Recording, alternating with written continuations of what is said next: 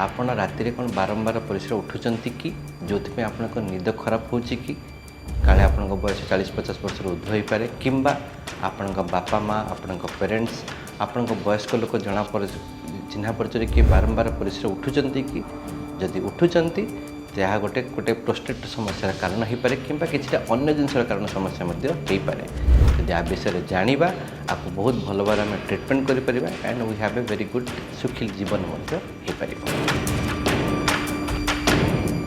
नमस्कार बंधुगण, मुझे doctor Priyabrata Das, senior consultant urology and renal transplant. आज आम कॉमन टॉपिक पर डिस्कशन करवा राति रे बारंबार परिश्रा उठिबा अर्थ कौन। साधारणतः गोटे लोक राति रे जदि 2 थर अधिक परिश्रा उठे आम कहू कि बारंबार परिश्रा उठा सहित सामान। ता अर्थ कौन, बयस जो अधिक हो जाए से कौन हुए आपण थरे जदि निद भांगिला आउ थे पुनर्बार निद हवाटा टी कष्ट हो जाए। जदि आप 2 थर बारंबार उठिले ताले आपण निदटी कंप्लीट भल भाव हो पारे ना। ताफल आपण परवर्ती दिनटी बहुत टायर्डनेस अनइजीनेस आपण एनर्जी लेस फील हुए। तो से आम कौन कहूँ साधारणतः वयस्क लोक को जदि 40-50 वर्ष उपर जदि अच्छी आप राति 2 थर जदि परिश्रा उठुंट ताहले आम कहू ये जिनसटी किसी प्रोस्टेट समस्यार कारण कि किसी अन्य कारण समस्या हो पारे।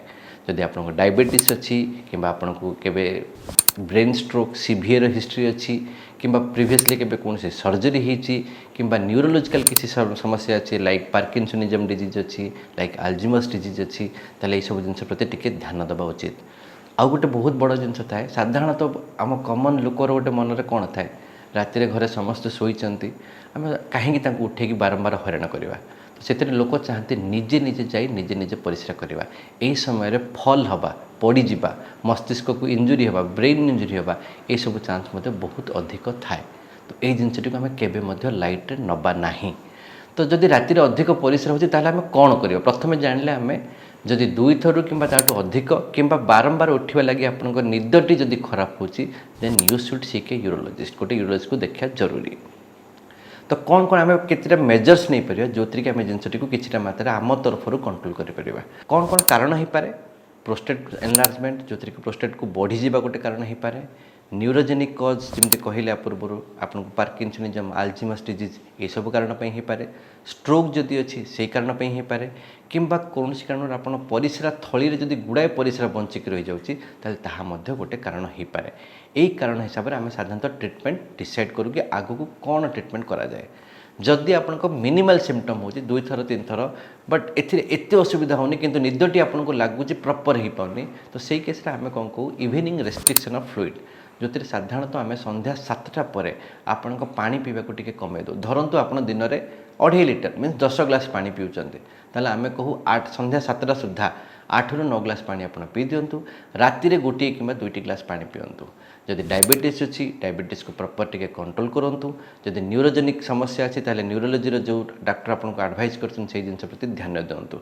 एतिकी कले साधारणतः आम कंट्रोल कर दे परिबा। जदि ओबेसिटी मोटापन अधिक अच्छी ताले ये जिनटी को गोटे कंट्रोल करने आवश्यकता रही।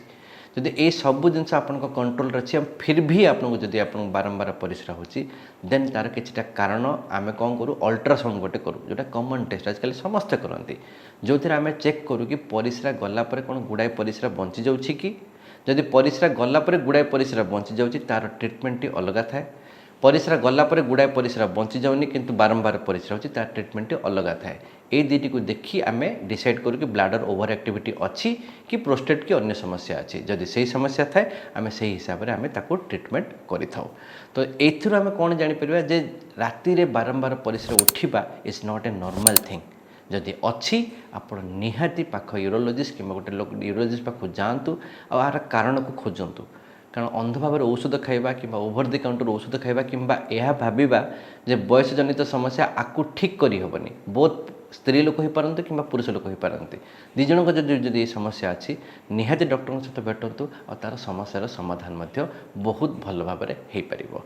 तो आम ये जिनटी खबर निहाती गोटे कैरी मेसेज फॉरवर्ड कौन करवा जे प्रथम जिनस इवनिंग रेस्ट्रिक्शन ऑफ फ्लूइड राति बारंबार जदि उठुंट राति पानी जो पीवा मात्रा को आम संध्या सुधा टिके कमेदबा। गोटे जिनस डायबिटीज कि अन्य किसी जिनस जदि एसोसिएट डिजीज अच्छी like neurological disease like stroke तार प्रॉपर केयर ତାର ପ୍ରପର ଔଷଧକୁ ଖାଇବା। ଯଦି ଗୁଡ଼ାଏ ପରିସ୍ରା ବଞ୍ଚି ଯାଉଛି ଯେଉଁଟା ଅଲ୍ଟ୍ରାସାଉଣ୍ଡ ଜଣାପଡ଼ିଲା, ତାହେଲେ ମନ ଇଚ୍ଛା ଔଷଧ ଖାଇଲେ ସେଥିରେ ବହୁତ କିଛି ହଇରାଣ ହେବାର ମଧ୍ୟ ଗୋଟେ ଆଶଙ୍କା ଥାଏ। ଯଦି ଏଇସବୁ ଜିନିଷକୁ ଟିକେ ଧ୍ୟାନ ରଖିବା, ତାହେଲେ ଆମେ ଏହି ସମସ୍ୟାରୁ ବହୁତ ଭଲ ଭାବରେ ମୁକ୍ତି ପାଇପାରିବା। ଧନ୍ୟବାଦ। Thank you.